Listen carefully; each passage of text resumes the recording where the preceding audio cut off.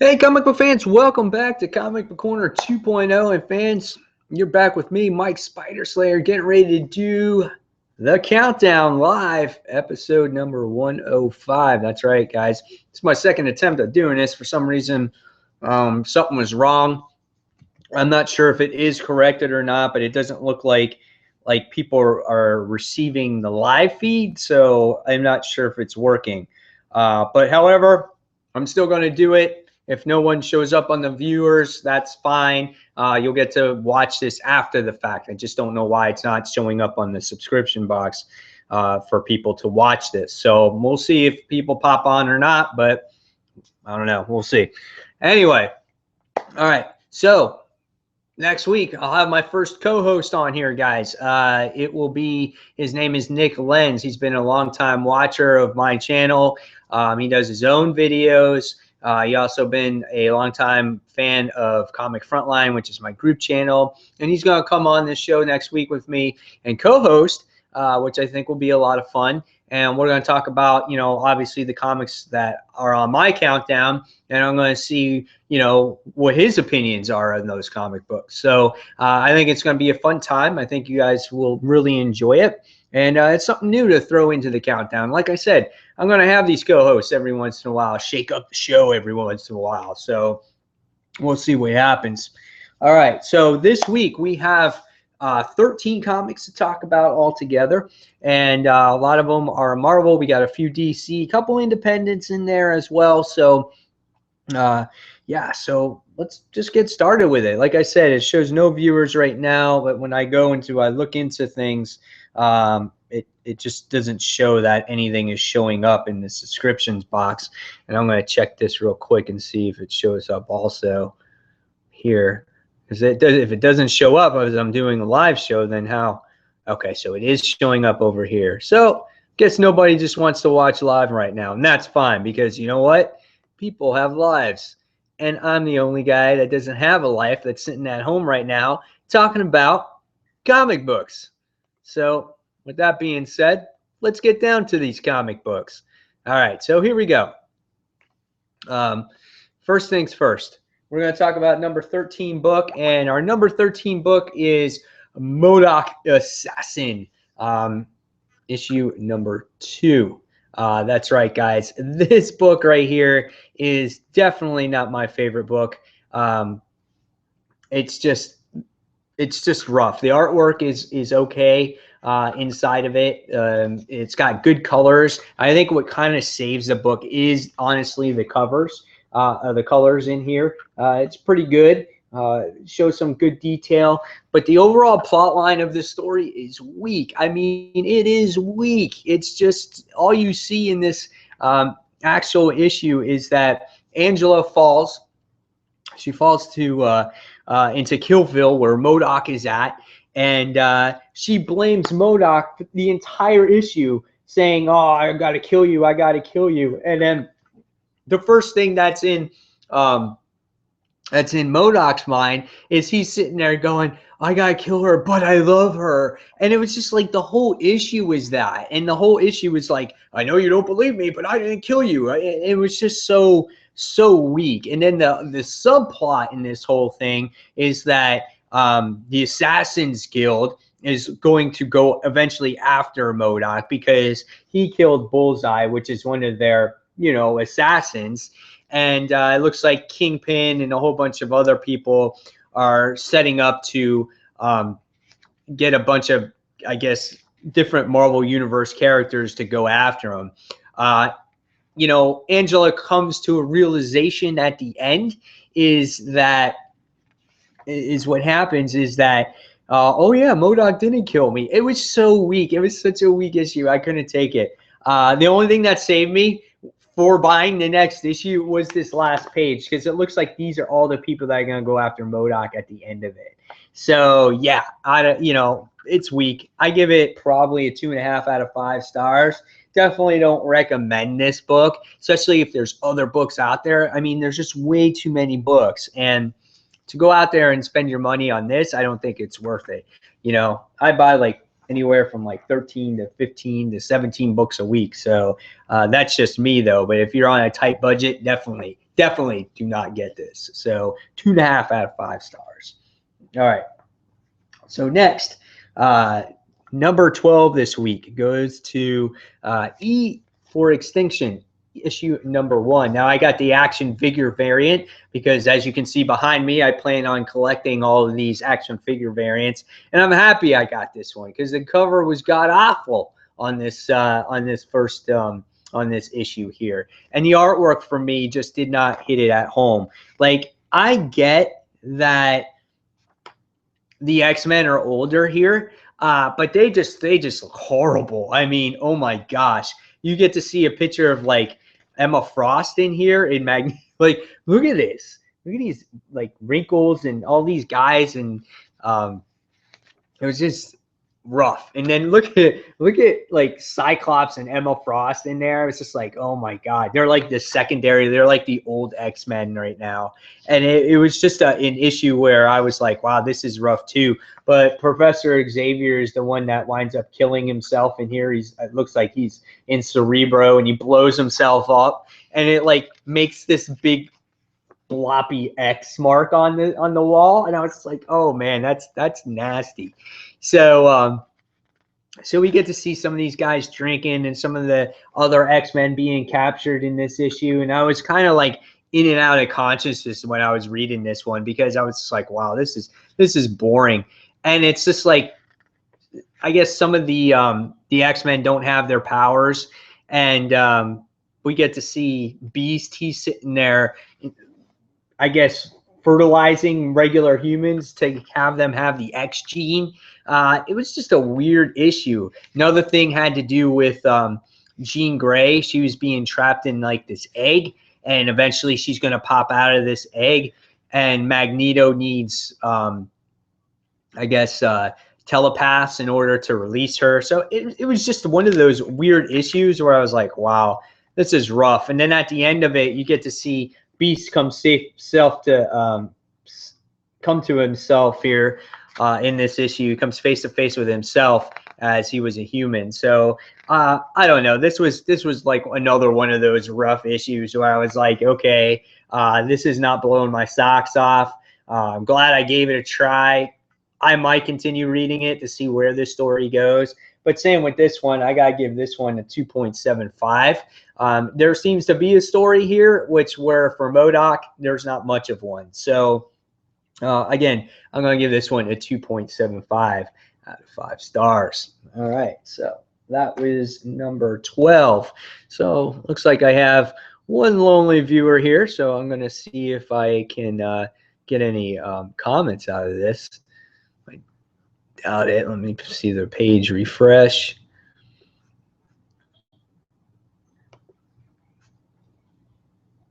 I'm glad I gave it. All right, let's see. So, yep, no comments, but we do have a viewer on here. So thank you for viewing. Guys, do you want to leave comments below? Really appreciate that. Seems like a light day. Everybody else is doing cool summer things except me. I'm talking about comic books. But what else you got to do between my work jobs right now? All right, so next we're going to go on to number 11. And number 11 goes to the Korvac saga, issue number 1. This one has the Guardians of the Galaxy, like 3000 in here. And I've read a few books with them in it, but not a huge fan of them. They were around mainly in, I guess, the 90s, and they were recently have their own book, just recent. And in this book, we find out that the Guardians in here are finding out that there's something happening to people in this issue, and they start getting sleep deprived, and they start seeing that there's no like stars in the sky, and all of a sudden they turn into like these abomination like creatures, and the Guardians, it's their job to actually stop them. And you get to see this whole big battle and this brawl. The artwork is insane in here. It's like, wow, it's very cartoony at times. It's over exaggerated. Cool paneling though, when you get to see like these action scenes and whatnot. You know, but the character moments here weren't great. And we wind up seeing, I guess, the senator here is trying to get the Guardians to get them to find out what's going on, or they're barren in this domination, or in this world. And then we wind up finding out that Captain Marvel and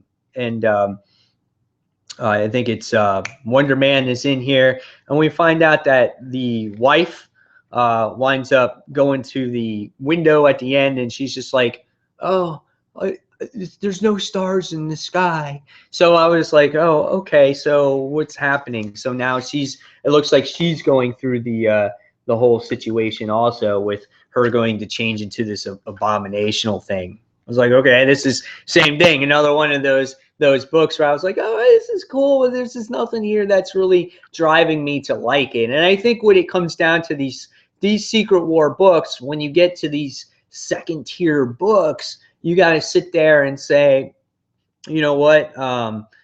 It's really like, are you a fan of them? And I think that's what I'm thinking of here. If you're a fan of these characters, you might want to check out these stories. If you're not a fan of them, you kind of might be like, okay, what's going on? Might be a little bit lost. So yeah, so after reading this one, it was an okay story. I gave this one the 3.25 out of 5 stars.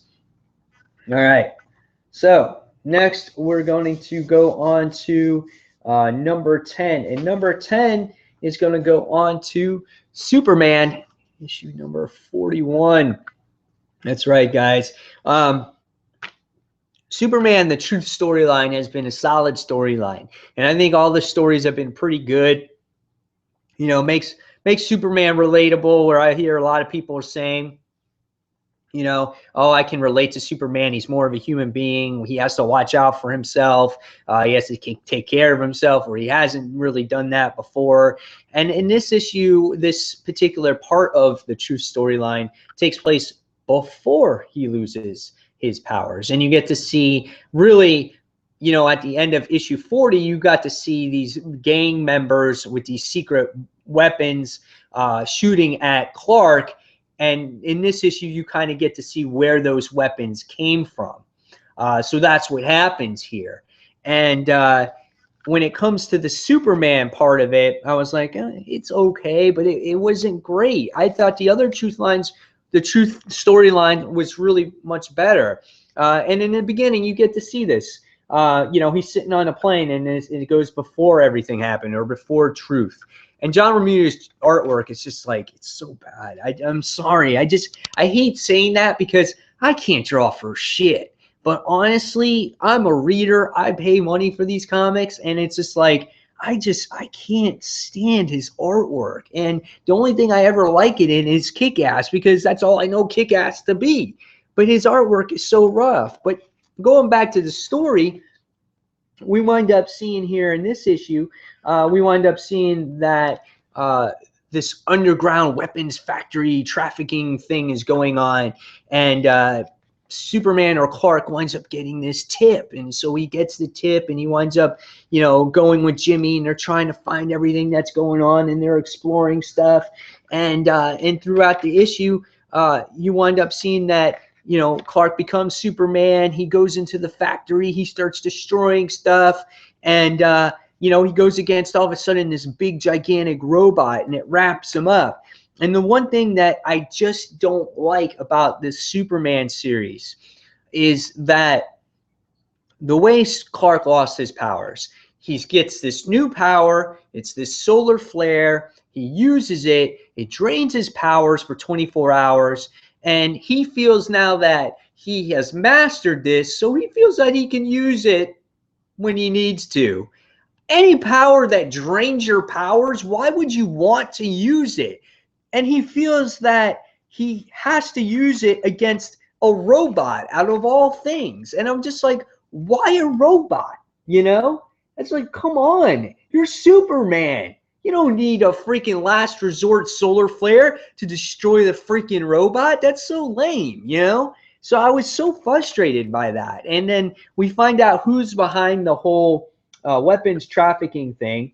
Lois winds up butting in the whole thing, and she's like so obsessive compulsive. She's like, I want to be a part of this. I do. I want to go. I want to be. And she never leaves freaking Jimmy and Clark alone. She doesn't. She's just like the third wheel of the whole thing. Clark gets paranoid because this person keeps texting him, giving him tips. They know his secret identity. Clark starts freaking out. He's like, holy shit. He's like, Jimmy. He's like, did you say anything? And he's like, no. He's like, I didn't. And then at the end of it, it comes to this horrible cliffhanger where it was like, he dresses up in this black suit. He rescues one of the ladies that the anonymous tip person said that needs to be captured. And it ends up as him, Clark, is he dead or alive? Because he got shot. Well, no shit, he's alive. He's alive because you've read the other storylines already, and he's already lost his powers. Here he's all Superman. What kind of cliffhanger is that? That's dumb. You know? Am I going to still read it? Yeah, because I want to see what happens. But I really want to see, like, the whole thing on how he really, truly loses his power. And it's kind of like everything is, like, disjointed right now. Everything is different in time. But, yeah, I love this super, you know, I've grown to get more, I guess, caring of Clark ever since this has happened to him with his solar flares and stuff. But it's like I just don't agree with certain things of what they're doing. It's like, hey, I get this power. I don't know that much about it. Even though I did get, you know, studied by the Justice League and it can destroy anything. Why would you keep using a power to make yourself vulnerable? I just don't get it. That just makes no logic. And I would think Superman is smarter than that. So, all right, enough about that. But that was number 10. That was 3.25 on the ratings out of 5 stars. So I'm going to see if I got any actual comments. I see a few more people are actually watching now. So let's see if anybody else got anything else to say right now. So, all right. All right. So, yes, we got Holger Peterson. Welcome, Holger. He says, hello, Mike. The X-Men books were a disappointment for me, too. Last week was not a good week for comic fans. I think my favorite books were Planet Hulk #2 and Infinity Gauntlet #2. The Art of Superman #41 was very weak. I wonder why John Romita Jr. is drawing this book. He's popular. He's been doing books for a long time. He's changed his drawing style within the past, well, it's been a while now, but he used to be, I feel, a really great artist, but it's also because of his father too. So, and then Michael Martin says, hey, Mike, I got here in time for Superman 41. So thank you, Michael, for watching. And thank you guys for watching. And guys, again, make sure you keep putting down those comments, and I will keep checking them every couple of comic countdowns, okay? All right, so we're going to get going back to the countdown here, and we're going to go with number 9. And number 9 was Age of Ultron versus Marvel Zombies. And this one is a variant cover, so that's why it's in the plastic. So let me get this book out. I had high expectations for this book because I really want to see what's going on in the Deadlands or in the S.H.I.E.L.D. or whatever it is that you call it. And I was expecting more of like Ultron versus the zombies. And the thing about this book is it feels like it's a little bit disjointed. Like there is 2 separate stories going on in here. The artwork is great, though. I mean, it really makes you feel that you're in this zombie apocalyptic world. Tigra's in here in the beginning, and you know, there's some good narration in there where she sits there and she says, "Oh, I'm free. This is the first time I feel like I'm free." And she's doing these crazy fight scenes against all the zombies. And I thought the beginning of this book was, you know, phenomenal. I was like, wow, this book is going to blow my socks off. This is going to be a great issue. And you know, I wanted to see where it was going to go. You know, Tigra gets cornered by all the rest of the zombies. And then you wind up seeing the Ultrons come. And then as soon as the Ultrons come, I felt that the issue kind of took a downfall. It went into this completely different direction. And it wound up showing after this page, you see them doing these battles against each other. And again, after this, it went that downfall. You kind of got to see what the Ultrons did against the Avengers in this world, how they took over the Avengers, and you got to see how they just, again, completely dominated everything. It's cool artwork, though. Really love that portion of the artwork too. And again, more pages, you know, It was like a waste of time. How many pages do we have to see where the Ultrons just completely annihilate everything? And then you wind up seeing this version of Hank Pym, and this was like 1872 Hank Pym, and he winds up going to the S.H.I.E.L.D. and he winds up meeting with Michael Morbius, and then it comes to something completely different. And he's talking that he's got to get dropped off in the S.H.I.E.L.D. A Sentinel winds up dropping him off. And the next thing you wind up seeing is that he sees what this land is like, and he's about to get eaten by the zombies. And then he gets saved by, was it Wonder Man and the original Human Torch and the Vision. So what the hell are they doing in there? So I'm like, what is Hank Pym and all these other guys got to do with this? I thought it just had to do with like zombies and Ultrons, and they were fighting each other, kind of like one of these fun books. So somehow they're going to throw in some weird story in here with these guys. Artwork was good. I just didn't expect Hank Pym to be in here. Maybe I should have, because it is an Ultron tale, but I don't know. I thought it was okay. I wanted to see more of the zombies. That's what I wanted to see. It opened up really good, and it's like Tigra was gone. She was in the beginning of the issue. It's like the Ultrons destroyed the zombies, but we don't know if Tigra is really in this series or she was just an introduction to it. So it kind of left me wondering what was happening. So that's why I felt like there was too much different things going on in this issue. It was okay, but nothing that really sat there and said, this is phenomenal. Definitely got to check this out. So a little bit of a disappointment, but it was above average for me because I was entertained at times. And I gave this one a 3.25 out of 5 stars as well. All right, so next we're going to go on to number 8. And number 8 this week for me was the Infinity Gauntlet, issue number 2. And the reason why this got number 8, and it's not a bad issue. The only reason why it got number 8 was because it was a predictable issue. We kind of knew that all these characters were going to become Novas based off of issue number 1. And it was the entire issue. It was them just becoming the Nova. The ending was pretty cool. The artwork was nice. It was cool to see the main characters see their mother again, which was nice, and how she was an actual Nova. I thought that was kind of nice, and it was cool for her to make this decision now. I don't know why she didn't make the decision earlier. I guess it had to do with the father and whatnot. But she winds up giving them all stars, and they wind up all becoming Novas in this issue. And it was cool to see that. I think the artwork when they're all Novas looks really neat, how they all look in their armors and whatnot. I thought it was nice, the transformation process. I thought it was cool. This was a nice little picture. The characters tend to be a little bit lengthy for my taste, but it was okay. They even went to the extreme and made Zigzag, who is the dog, into a Nova, and the mom was like, oh, I don't think that's going to work, but he winds up becoming one. And I had mixed feelings about it. I'm like, really, you gonna make the dog Nova? But I'm a dog lover, so it was like, at the same time, I thought it was kind of cool.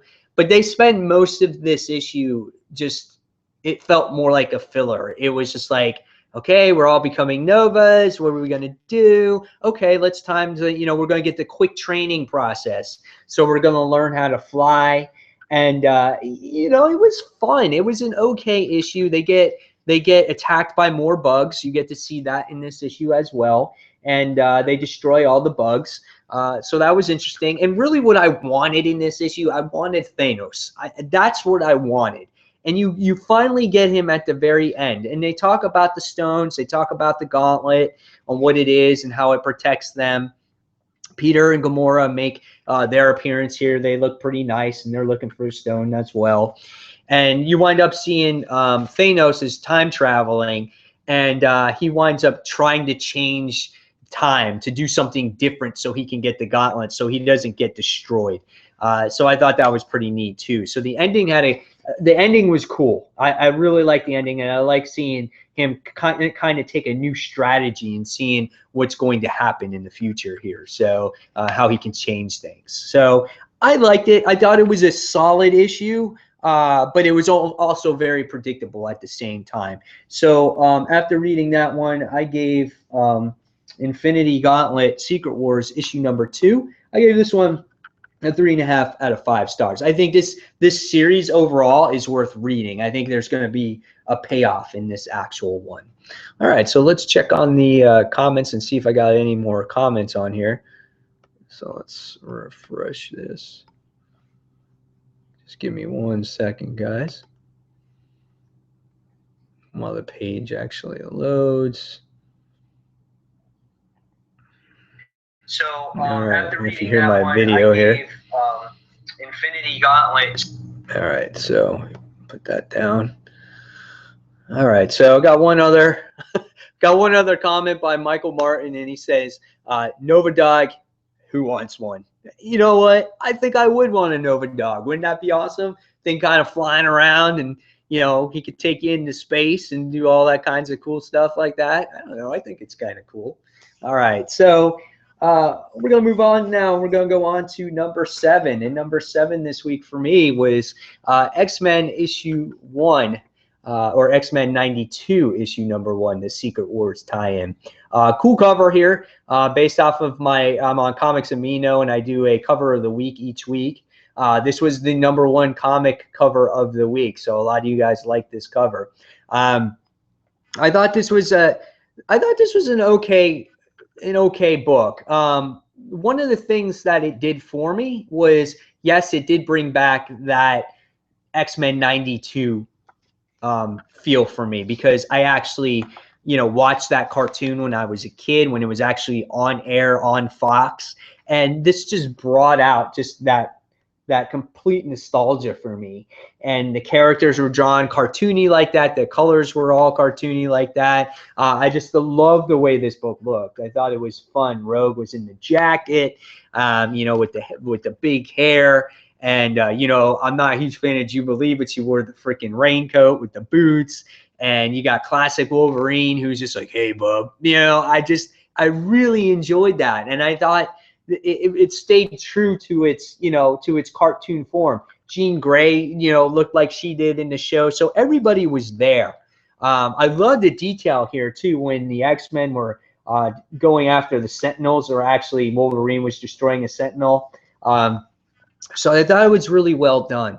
Even get to see like the old Brotherhood in here too, like Sabretooth and Emma Frost, Juggernaut. So it really brought back those memories from when I was a kid watching this show. One of the things that did frustrate me, though, is it took me like 35 minutes to read this freaking thing. There was so much dialogue in this book.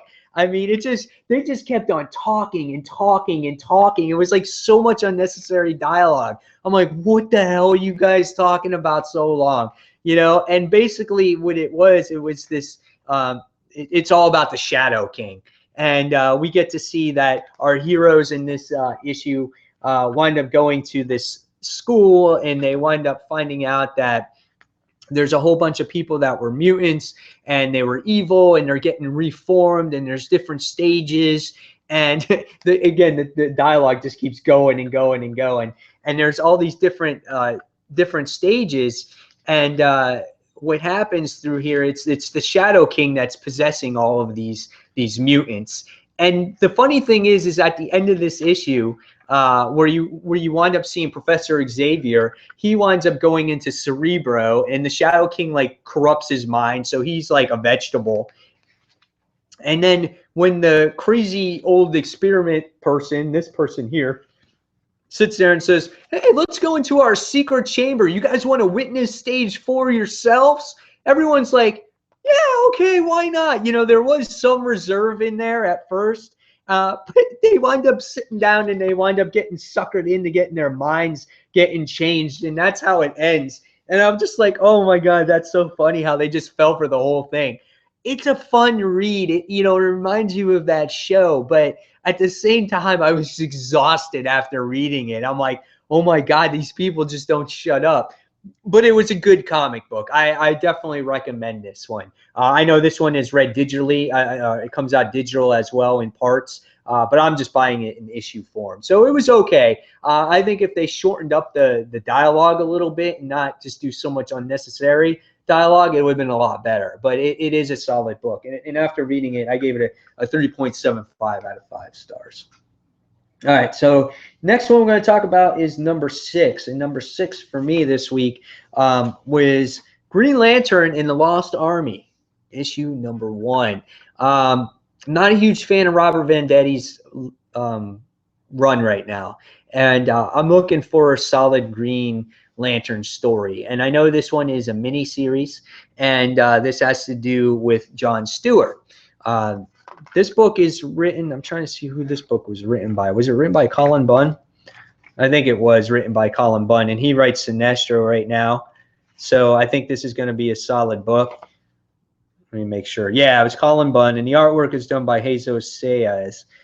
This is a cool last page here of what's going on and who the Lanterns have to face right now. But there's a lot of this this like energy that's going through that's I guess killing the Lanterns or hurting them, and they got thrusted off into the middle of space, in the middle of nowhere. They have no idea of what's happened to them. Chrono winds up showing up, and they're kind of like, okay, well, Chrono's working with us, but we don't know why he's here. If he does anything wrong, you know, we're gonna take care of him. But they let him live, and they let him work with them for right now. And it was quite interesting. I mean, there's good artwork, like I said, and good action scenes in here. It's a solid read. You get to see a little bit of backstory with John Stewart and his military background in this issue, and why he's the leader that he is, and why he's the Green Lantern that he is. And again, as the issue progresses, we wind up seeing Guy Gardner show up, and there's also a bunch of dead Lanterns that show up as well. And they're trying to find out, you know, what's causing them to die, or what's these crystals or whatnot. And again, Guy Gardner shows up, and he's kind of like, hey, I was just like sitting at home not doing any Green Lantern magic ring stuff, and all of a sudden I'm out here in the middle of space. So so what happens is you know, Guy sits there and says, oh, and what's Chrono doing here? So he's trying to figure out what's going on too. So everyone's confused. It's kind of like this big cluster right now. No one knows what's happening. All they know is they go into this anomaly, and it goes against that thing again, this pyramid thing that has to do with like rage and all kinds of other stuff. So it was a pretty good issue. It has a lot of, you know, questions going on. You're not sure what's happening. So there's good mystery. Has me intrigued. Hopefully I'll be able to read this entire series all the way through. And I think this is a solid story. You know, my favorite Lanterns are Hal Jordan and Kyle Rayner. I'm not a huge John Stewart fan, but I'll take an overall good Green Lantern story any day. So after reading this one, I gave this one 4 out of 5 stars. All right, so let's see, any comments, any new ones? Check it out. So guys, in the comments below, also make sure you tell me your favorite comics of the week. And also tell me what your worst comic was of the week. I'm really curious to see what you guys have to say about that. All right, trying to get these comments to load, and they're not loading. So let me go on to my Nook here. Let's see if I can get any comments coming up.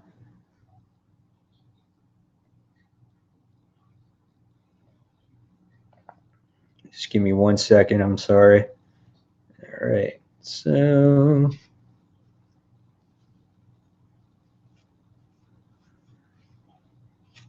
got only 4. So Nick is on there. Nick Lenz, welcome. And Nick, again, I said everybody is going to be on the show for next week. And he says, Guy Gardner, Christmas Lantern. When I saw that, I laughed. It's true, because Guy Gardner in this issue was wearing the green ring and the red ring together. And last I saw that, he only had the red ring. I didn't realize he still had the green ring, but I could have missed something. So not too sure there of what's actually happening. So, all right. So we'll move forward now. And again, guys, put down your top comics of the week. What was your least favorite comic? Even what you're looking forward to reading for next week as well. That would be great. All right. So Here we go. So now moving on, we're going on to number 5. So we're going on to our top 5 comics of the week. And number 5 for me was S.H.I.E.L.D. issue number 7. That's right, guys. I thought that this issue was pretty well done. This kind of ties into the whole TV show, and this features on Quake and or Sky, otherwise known as Sky, and her father, which is Mr. Hyde in here, which is Dr. Calvin Sabo. And in this issue, you wind up seeing him getting captured, and Sky actually captures him. The artwork is pretty good in here. The only thing, though, is that like Hyde looks like a caveman instead of like a crazy scientist, you know, like Jekyll Hyde character. But you wind up seeing Hyde. He's like all caveman like. Sky captures him, and she's kind of freaking out because the thing is now in the past couple of weeks she's been experiencing bone splintering. She's been experiencing physical changes around here. So they capture him to try to get this antidote so they can kind of cure Sky from that. And I guess she still has her Quake powers. And you get to see a little story. It's a nice family element in this issue, how her family, how her father cares for her and is trying to do the right thing throughout through the beginning of the issue. And we can see that Sky is so angry with him, she can't stand it. And so what they wind up doing is they capture him, and they wind up having him do create this antidote so she can be cured. And at the same time, they are also giving him shots or treatments to keep his Jekyll and Hyde form down to a minimum, so he doesn't change. And they said that he was cured, but as the issue progresses and they go to cure Sky, and she gets cured from the Hyde formula, you wind up seeing that Hyde winds up changing into his crazy ass self and starts doing all kinds of battle against our S.H.I.E.L.D. agents or whatnot. The funny thing is in this issue is Coulson winds up ejecting himself, and he becomes a big steroid freak too. And you get to see this cool battle. And then you wind up seeing Quake get involved in the whole issue. He winds up getting buried, and that's pretty much how the issue ends. I liked the issue. I thought it was fun because it really tied into the TV series. At the other side of things, when you flip side of the coin, it just ends too perfectly. And I would love to see this. I know this is supposed to be separate from the TV show, but I would love to see this kind of connect to the TV show in a way.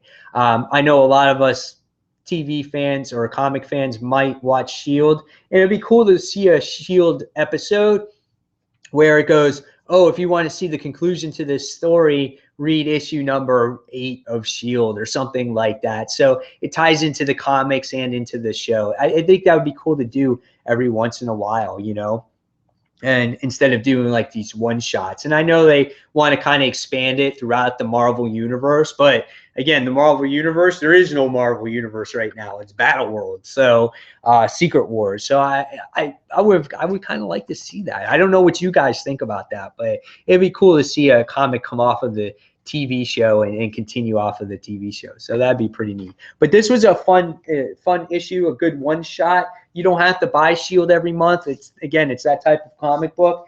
And I gave this one a 4.0 out of 5 stars. It was a solid read. It was really, really good. All right. So next we're going to go on to number 4. In number 4, and for me, it's because I have fun with it. And if I can have fun with a comic, it's going to get high on the list. It may not be the best comic story-wise, but if I have fun with it, that's what matters, because that's what really why I started reading comics to begin with. And this is Where the Monsters Dwell, issue number 2. This comic is great. I really enjoyed it. Garth Ennis is the writer of this, and the artist on here, which is Russ Braun, he does a great job of creating this savage-like land, this land with all these dinosaurs and great tropical lands and great character expressions on here. You got dinosaurs eating little people. I mean, you can't beat that, man. You get to see the freaking person inside the T-Rex's mouth. I mean, it's freaking awesome. I think it was so much fun. Here's some other pages. I'm trying to see some other pages. Again, the scenery in the background where you get to see the flying dinosaurs, what they call pterodactyls, in the background as well. Again, it was just visually, it's an outstanding looking book. I really enjoy it. And throughout this issue, you wind up seeing our heroes, which is Carl and Clemmy. And Carl is just like this. He's this pilot. He was in the war. He feels he can smooth over the ladies and get hookups with them. And not this chick. This chick is Clemmy. She's something more than that, you know. And when they get stranded in this land, you know, he can't win her over, and she's the one giving the orders, and she's the one that's in control of the situations. And you get to see that they are going to this other section of the land, and they got to take a boat over there. So they spend the night there, and you get to see some cool character interactions. And when the morning comes around and he can't get laid, because that's really what he's trying to do in this issue, you see them go over in the morning and they take the boat and the canoe over there, and they're sitting there pedaling and pedaling, and you get to see this big ass shark fin. The thing is huge, dude. I mean, look at this. It's sitting there and it's just like right behind them. They're like kind of clueless about the whole thing. How do you miss that, first of all? I mean, that thing is huge. And then there's this big crocodile that comes and starts chomping on their boat. I mean, this is so funny. This is what makes comics fun for me. I really enjoy this. The shark comes around and eats the crocodile as the crocodile is eating the people, and they escape. They wind up going to shore, and they wind up coming to like a whole bunch of like Shayna cave women girls, like she-devils. So yeah, this was cool, and it's. The guy's face is priceless. He's kind of just like at the end of this issue, at the very last page, he's like, oh yeah, you know, he's all happy. But then the girl's all happy too. So it's like, what's going on here, you know? So Where the Monsters Dwell is just a fun ride. It's good to see where these characters are going, where it's going to end up. It's action comic. You don't have to really. His story's not crazy ass involved. It's just a lot of fun, and it kind of breaks up that monotony that's going on in Battle World when you see your Marvel universe all flipped around and turned upside down. This changes the pace of that, and that's why I liked Where the Monsters Dwell. And obviously, I mean, honestly, in the beginning, I thought that this issue or this series was going to be dumb for me. And it may be dumb for you guys, but for me, I liked it. So very fun read. So I gave this one, after I read it, trying to see where, a 4.25 out of 5 stars. Just a lot of fun. All right. So let's see if I got any more comic reviewers or others on here commenting. All right. Let's see. And we got comments coming up right now. Everything's so slow. All right. Nick's Lens says, my top number ones are Flash number 41, Daredevil number 16, and The Shadow number 100. The disappointing books were We Are Robin number 1. I didn't try that one. And Dead Squad. Alia Tal number 1 from IDW. I didn't know what to expect from these books. The worst book this week was E is for Extinction, number 1. God awful artwork. I honestly, that was the worst artwork in for the week for a book, definitely. What did you think of Calvin Zavo being drawn like Kyle MacLachlan, the actor who played him on the Agents of S.H.I.E.L.D.? I thought it was good. I thought at certain points when it was the character himself, I thought it was spot on. I thought it was good because it made me show that they were really trying to tie in the show with the comic, and that's what I liked about it. And that's why I made those comments where I wish they did more of that, tied in the show to the comic book. And next month issue has to do with Agent May and somebody else in there as well. So looking forward to that one too. Michael Martin says, my top comic of this week is Planet Hulk number 2. I'm looking forward to Spider Island number 1. And I want A-Force number 2. not to mention Secret Wars #4. I do collect and read DC books, but I'm mostly a Marvel dude. I'm the same way, but I do read a lot of DC books, just not right now because of Secret Wars that's going on. Spider Island, definitely looking forward to that one. And Secret Wars #4. It seems like Secret Wars #3. It took a long time. It's been a long time since issue 3 came out, but definitely looking forward to that. Let's see. Anything else? Nothing else at the moment. So we will keep going with this countdown. So we're within the top 5. We did #4. We're going into #3. And #3 this week, guys, is Planet Hulk issue #2. That's right, guys. All for the same reasons of just like Where the Monsters Dwell. This week I got the variant cover to this book. Really cool cover. Really well drawn. I love this. I love how Steve Rogers is on that cover, defending. He's defending against Doc Green, which looks like it, and Devil Dinosaur on there. But they're all really a team. They're a team in this issue. And I said this on my individual review. This book reminds me of a video game. You basically see these guys going through the levels, and eventually they're going to come across the big bad boss at the end. And you kind of got to witness stage 1 boss at the end of this particular issue. And I love the beginning of this because you get to see their world, the Greenland world, and you get to see the X marks the spot where they're going to next, going up the map. And I thought that is kind of neat. Little details like that impress me. It doesn't have to be, super spectacular. Just stupid things like that just make things a little bit different, that makes me feel more integrated into the story. So I really enjoyed that.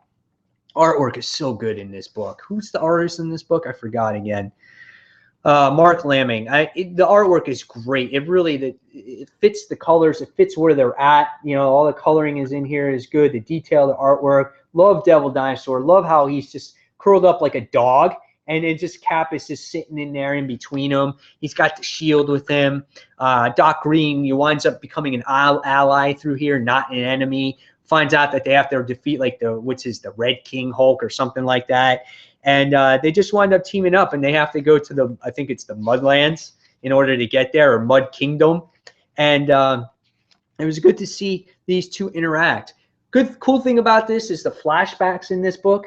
You get to see flashbacks of Bucky and of Steve, and you get to see Sam Wilson as the Captain America. He's like, join the Super Soldier program now. You get to see that happen throughout the in the issue as well, and you get these guys souped up and ready to go. So you see those flashbacks.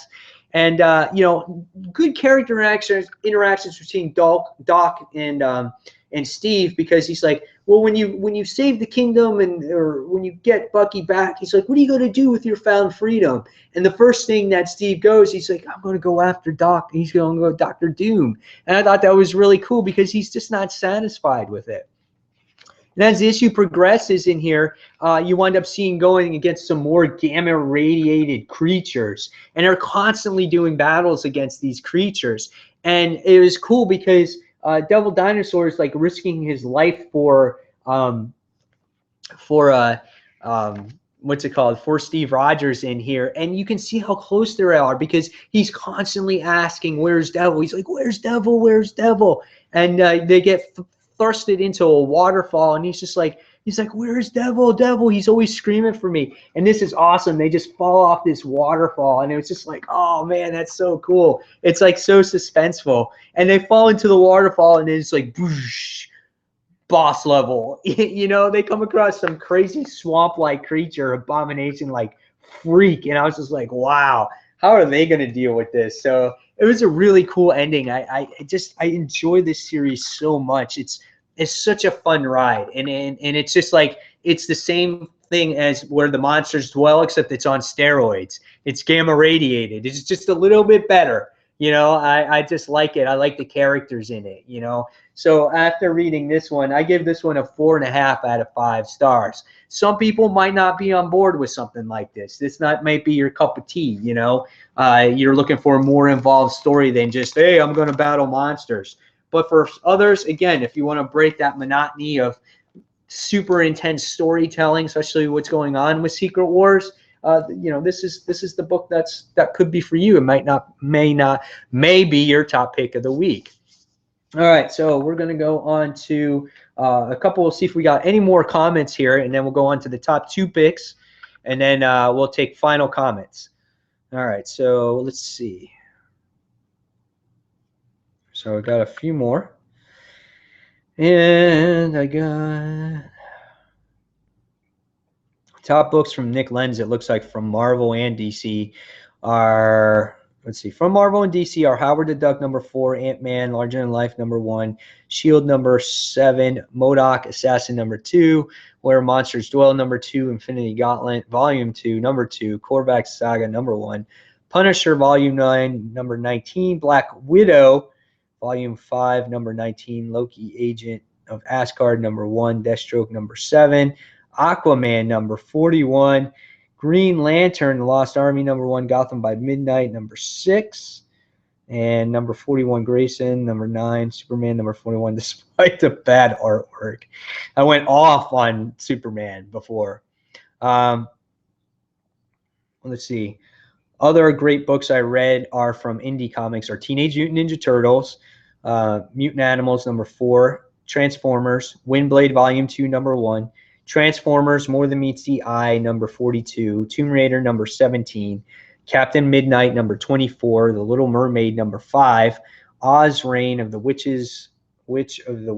Queen #3, Legendary Green Hornet #5, Legendary Red Sonja, The Walking Dead #143, Swords of Sorrow, Black Sparrow and Lady Zorro Special #1, and Ninjak Volume 3 #4. That is a lot of comics, man. I thought I read a lot. Holy crap. That is a shit ton. So yeah. All right. So those are the comments that I have right now. So I'll go on to the top 2. Again, guys, if you want to list what your favorite comic of the week was, please list it. Any other things that you want to discuss with me before I end the podcast today, please put it in the comments below as well. All right. So we're going to go on to number 2. And I flip-flopped this a couple times, but I think there's a reason why this didn't get #1. And this is a great story. And this is Grimm Fairy Tales, The Little Mermaid, issue #5 of 5.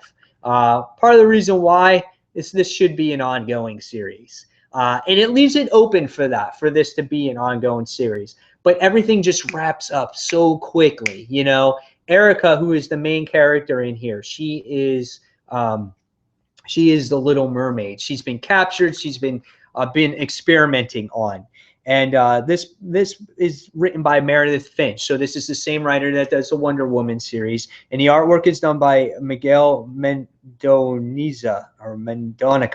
I'll show you guys the artwork in this book. It's beautiful. The colors as well make the artwork here. The colors are beautiful. When you look at this book visually, it's a stunning book to look at. Paneling nice. It gives you good pages to really pay close attention to that artwork in here. You get this little sea witches that's in here as well. That's in this book. As you progress through this issue, we get to see awesome, great book here. Visually, it's stunning. I just loved looking at this book. Facial expressions, they just hit it on the mark. I mean, this is a perfect drawn book. There is no other artwork better this week that I felt in this book. So artwork-wise, this was my favorite book of the week. Just looking at it, it's great. But the story being that it's 5 issues, you really kind of have to rush the whole thing, wrap it up, and it's over. But we wind up seeing Erica escaping, and she's escaping, and she doesn't escape for very long. What happens is we wind up finding out that the Atlanteans are trying to find her throughout this issue, and the father sits there and says, "I can't find my daughter." She winds up turning around, coming back, and she winds up coming to help her people in the issue. And she changes into this form when she uses her true power. This is what she looks like, and it's crazy, dude. She freaking completely changes. And the Atlanteans are doing battle against the science experiment people. Because that's what they captured the Little Mermaid for. They captured her to create these superpowered soldiers for the military, and they're doing again battle against the Atlanteans. And what happens is the king winds up meeting his daughter for the first time, and he's never seen her, and he's so happy to see her. And as that happens, as they're getting reunited, he stands in front of a sniper shot, and he winds up dying. And um, just as our Erica, who is the Little Mermaid, it gets free and defeats the main villain in this issue with some kind of sonic scream, automatically within a day she becomes queen of Atlantis after being trapped in this science lab for her entire life for the most part. And she gets reunited with her mother, which is nice, but she doesn't feel any more at ease because she feels still tied and shackled because she has to be at a place. She has to be the queen of this kingdom. All of a sudden now she has all this responsibility. And it was no different than being an experiment and being captured. She's never had a chance to be free. And so that's how the issue actually ends. Really well done issue. I really would love to see what happens with Erica in the future, to see how she rules her kingdom. Does she try to get away? And the one thing that I would love to see a little bit more in this issue was the Sea Witch. She was the manipulative one to actually to get all this going, and she kind of looks like by her like telepathy or whatever kind of persuaded Erica to go back to save her parents. But I would love to see more of her. She was like the villain in this book, and the one that drove this whole thing to happen. So there's definitely leaves it open-ended, and I hopefully enough people read this to see more of an ongoing series, or at least a volume 2 of this. If you guys read Zenescope books, Robin Hood was one of those books that started off as a 4-issue mini, then it came with another one, then another one, and now it has an ongoing. So people do read these books. These are great books. They're great independent books. If you guys haven't tried Zenescope, definitely give them a try. They're awesome books to read. Great artwork. So after reading this one, I gave this one a 4.5 out of 5 stars. All right, here we go. The #1 book of the week. And last time this was out, this got number 9 on the countdown. But this time it got #1 because shit just got real. And in this issue, it is for this #1 this week, it's 143 of The Walking Dead. I've read The Walking Dead since issue 50, I think. I started reading it.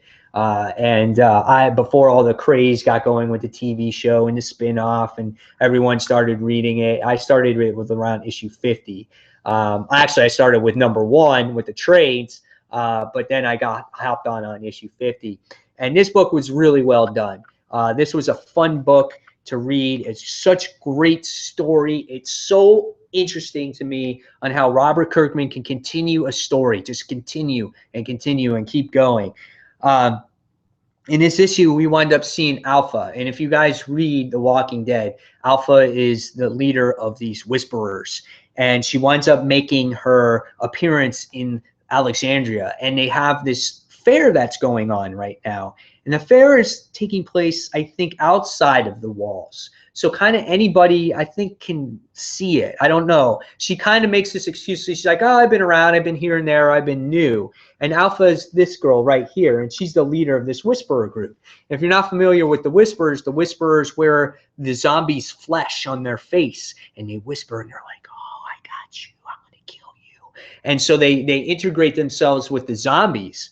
And so in Carl met a little girl through these people. She wound up being captured. He saw what she looked like without the flesh on.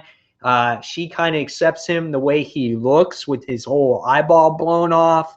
And they kind of did it for the first time. So Carl's like really got Google eyes for this chick. And he's all out to go after her. So he tries to find her. So in the beginning of this issue, you wind up seeing some good character moments in here with Ezekiel. saying that, Michonne still likes him and he should go after him. So you wind up seeing him take off in the beginning of this issue. And a lot of people were telling me that Ezekiel kind of came face to face with Alpha at a point after this happened. And I feel that Ezekiel is killed. So is that the case? I'm not sure here. But as the issue progresses, we wind up seeing Carl, Dante, Andrea, and Michonne. They actually are searching for Carl because he has been missing for quite a while. And they come across these Whisperer characters. And this is what they look like on here, right there. They look just like that. They wear this flesh, and they're talking, and they're like, you shouldn't be here. And right away, Rick is like, he thinks he's the shit. So he's like, I want to do that. You're outnumbered. And he's like, you don't know how many of us we have. So there's a whole bunch of other, Whisperers out there surrounding them. So it's just like the Whisperers grab Rick. They know he has Carl. And then throughout the issue, you wind up seeing Rick and Carl talk with each other. And Carl gives Rick a big talking to and says, this chick accepts me for who I am. He's always like, I see others look away at me. They look at me as a freak that I'm different, and I'm not. And he's like, you need to accept me as who I am too, Dad. And he's like, and I'm not leaving without her because she's the one that cares about me. So Rick's like, okay, fine. And he's shocked by it because in recent issues now, in this new storyline, Carl has really grown up. He's really getting it to be his own person. He's not following his dad. He's becoming his own person, like I said. So throughout the issue, Rick insists on threatening these Whisperers. And by the time we get to the end of this issue, Alpha just is enough. She's like, enough is enough. She's like, I need you to take a walk with me now. And at the end of the issue, we wind up seeing them. They're going for a walk. And he's like, dude, what's going on? He's like, if you're going to kill me, just kill me. And she's like, I don't have an intention of killing you. She's like, but I can take everything that you built away from you. And this last page was insane. That is where all the zombies have been at this time. They have been herding these zombies, and they're kept behind these walls. And she knows at any given moment, she can break down these walls and have them go over to the hilltop or Alexandria. And Rick's face was astronomical here. He was just like, holy shit. Who has the upper hand now, Rick Grimes? Not you, the Whisperers. Insane book. Great character moments in here between Rick and Carl, Ezekiel, and some of the other characters in there as well. And Alpha just sitting there, planning things. The story is great. And now it's just like, well, where does it go from here? Where does it really go? And it just was awesome. So I can't wait to see what happens. Again, people are telling me that Ezekiel's dead. I'm not sure if that's true or not, but that's why it gets #1. It's just a solid book each and every month, and the story just keeps getting better and better and better. There hasn't been really much action in The Walking Dead in recent months. However, I just feel like that things are just starting to build up, and it's just going to hit this wall, and things are just going to crumble apart. And but really great. I think The Walking Dead has definitely got a huge, what's the word? It's been reinvigorated for a lot of people ever since they did this 2-year time span skip. It's just kind of reset the book and put them into this, afterlife. So great stuff. So that's why that book got #1 this week. So, all right. So let me see who else has some comments here. Let's see. So we got 16 comments altogether here. Justin Pageant. He says he's late, but he made it. So welcome. Thank you, Justin. And let's see. We got other comments. It was just reported that New Line Cinema, they are going to make films based on DC's Vertigo imprint. Your view on this? I've never been a huge Vertigo fan. I've read a few Vertigo books. However, I do think it's good. I think that this is what we've come across now with movies. It's comic. It's, you know, the comic universe has really integrated into the movie universe, and there's nothing better than to use your favorite comics or comic book characters and putting them into a movie, because we've all fantasized what our favorite heroes would be like on the big screen. I mean, remember the reaction you got when you got to see you know, Spider-Man the first time, the first Spider-Man movie, that 1999 or 2000 movie with Tobey Maguire.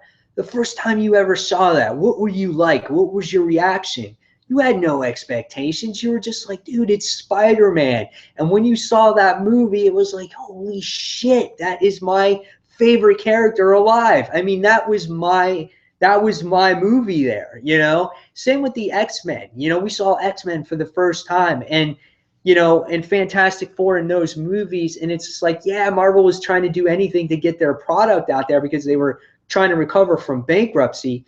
But when you saw those movies, you were just like, man, that is great. So anytime a movie, you know, a property or a line can get picked up and be on the big screen, as long as it's done right, I think it's phenomenal. So that my hat's off there. Okay, so next we have, let me see if I have any new ones, 10 minutes. Um, Kabir, he says, great books I read this week were The Fade Out, #7, Planet Hulk, #2, Infinity Gauntlet, #2, Batgirl, #41. Wish Superman was in continuity chronologically with the other books in the Truth arc. It would have made my top 5. Um, Let me see. I lost it here. If it had introduced something new to the story, I agree. I think that is kind of a problem when it comes to Superman here. It's like we had issue #40 and we saw him lose his powers, and now it's like, okay, so now we're going to go backwards and we're going to see him have his powers again. And I just think that's kind of weird. And the storyline itself was very weak there. Um, you know, and I'm curious on what you guys kind of think. What do you guys think of the new DC universe right now? How do you feel about that? Are you on board with the whole DCU? There's like a story for you type of deal. Are you okay with Superman having powers, and then in the Justice League of America or Justice League of JLA, he's the normal Superman that you have? Are you guys cool with that? I mean, I don't find it being a problem, as long as they just keep those, I guess, keep the continuities different. So I guess if you want to read about a power of the Superman, you can. If you want to read about the JLA, the traditional JLA, I guess you can do that too. But how do you guys feel about that? You guys can comment that. That's a question for you guys real quick. Let's see if I have any more. Danny, he says, 1982 says, I came late. It's okay. It's better late than never. You know, this show, guys, is going to air every Monday between 1:30 and 2 o'clock on Mondays. That's the timeline that you can look forward to. And like I said, every so often I'm going to have co-hosts on here. So next week, like I said, I'm going to have Nick Lenz on here. I'm going to go through my countdown of books like I usually do, and I'm going to ask him his opinion on those books and see what he says. And then every couple of weeks or whatever, I'm going to have a new co-host, and we're going to do the same thing. We're going to have good comic conversations, and we're going to have comic conversations with you guys that are watching. So if you come for the last 5 minutes, the last 2 minutes, or whatever the case may be, then that's fine for me. You guys can always watch this on your own time. Okay. All right. So King of Thunder says, just tuned in. That's Where the Monsters Dwell book sounds amazing. That's right. It was an amazing book. And Stacy Gallagher says, my pull is mostly DC lately. They're doing great stuff. That's right. So, all right. So let me see if I'm going to get any other comments real quick. See if it refreshes. I think it's the same. Yep, I think it's the same. Yep. Which one? This one says, I got to dig it one more. That wall of zombies was crazy. King of Thunder. All right. Yeah, I think that's it. So guys, if you do have any other comments, please leave them in the comments below after this video is over. I will check them out periodically through the day, and I will answer them. I will get back to you. So guys, I hope you enjoyed this show. And fans, you've seen the worst, you've seen the best, and you've seen all that other crap in between. So fans, until that next comic book review, this has been the Countdown Live, episode number 105. And this is Mike Spider Slayer signing off. And guys, I'll see you next week. Take care, everyone. See you soon. Bye.